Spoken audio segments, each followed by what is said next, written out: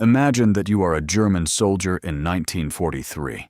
You've spent the last several months freezing in muddy trenches, dodging artillery shells, and eating spoiled rations. Suddenly, you are captured by American forces in North Africa. Terrified, you remember the warnings of your superiors. The Americans will torture you, or worse, leave you to starve.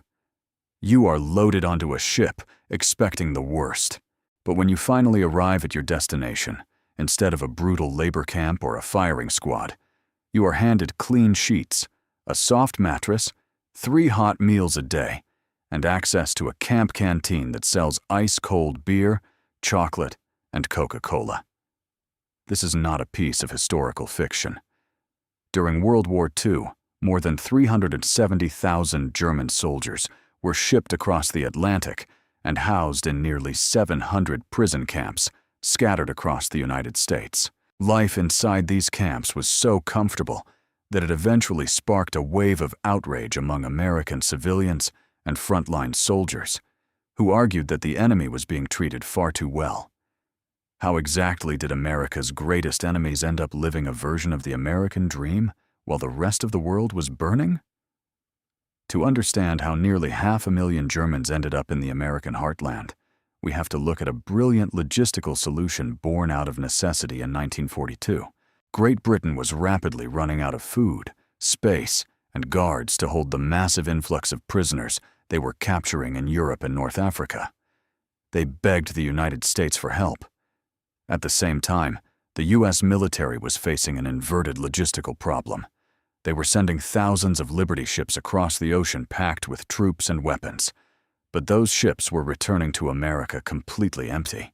Someone in the Pentagon realized that instead of ballasting empty ships with sand, they could fill them with Axis prisoners.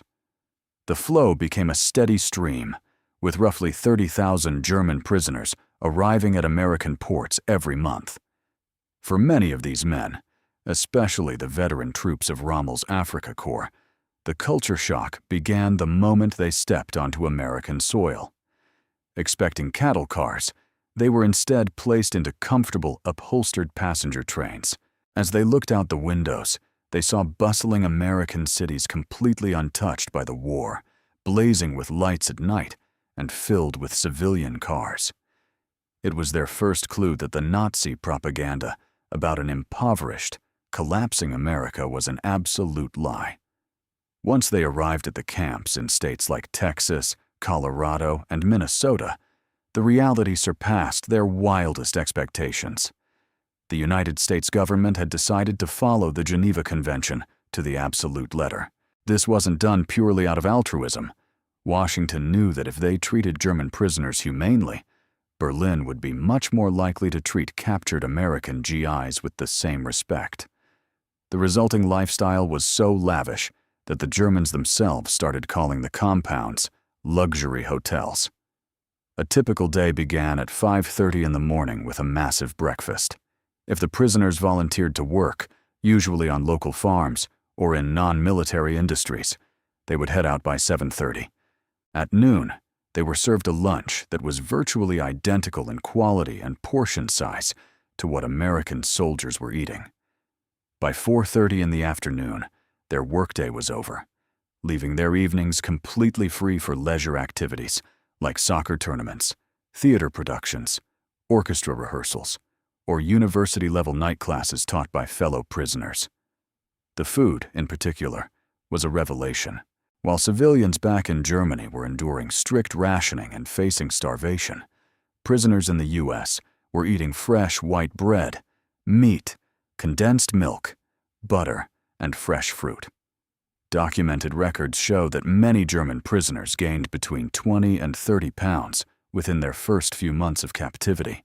Furthermore, because they were paid for their labor in camp coupons, they could visit the camp canteen to buy luxuries they hadn't seen in years, like Hershey bars, tobacco, and ice cream. With millions of young American men fighting overseas in Europe and the Pacific, the U.S. agricultural sector was facing a catastrophic labor shortage. The German prisoners essentially saved the American harvest, picking cotton, harvesting corn, and cutting timber. This work created an unprecedented level of interaction with the American civilian population. Many of these camps were located in rural Midwestern towns, where large portions of the local population were of German descent. Before long, barriers began to melt. American farmers frequently invited the prisoners to sit at the family dinner table for lunch. In some small towns, the guards were so relaxed that prisoners were allowed to walk into town unescorted to buy supplies or have a beer at the local tavern, provided they returned by dark. Fleeing the camps was incredibly rare. One famous report notes 2 Germans who escaped, but returned a few days later, simply because they couldn't find a decent restaurant on the road.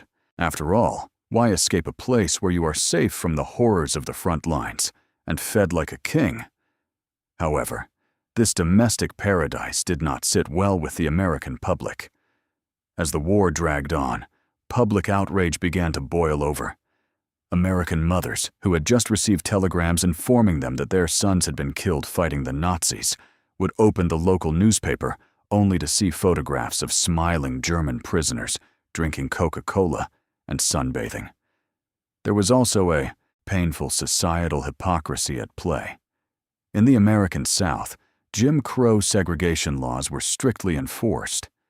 This meant that a white Nazi prisoner of war was legally permitted to sit inside a diner or use a restroom that was strictly forbidden to the black American soldiers risking their lives to defend the country.